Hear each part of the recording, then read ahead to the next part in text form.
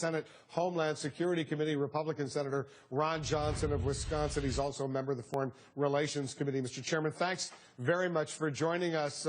First of all, do you have any information on who's responsible for this breach? It sounds pretty serious.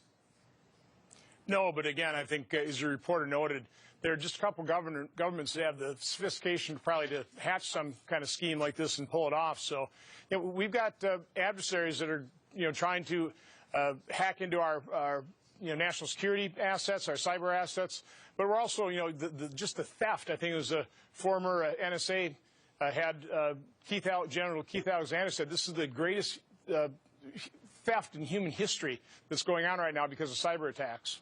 And the implications on all sorts of activities here in the United States would be enormous. Forget about the government, civilian life as well. This particular hack has been described, as you know, Senator, as akin to stealing a master key to get into any government building. How damaging could this hack be? What kind of encrypted communications, for example, could have been stolen? Well, we will hopefully find out so we can mitigate the damage. But, this is exactly why, finally the Senate and the House passed a cybersecurity provision as part of this omnibus.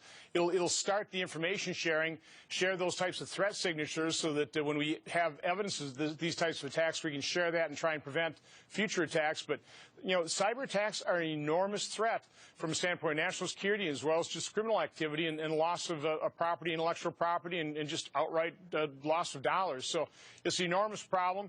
It threatens this nation, and we've got to get very serious about doing everything we can to protect our nation against it. We certainly do. Senator, significant details were released yesterday explaining Saeed Rizwan Farouk and Enrique Marquez, the plotting going back long before the San Bernardino terror attack, going back to 2000.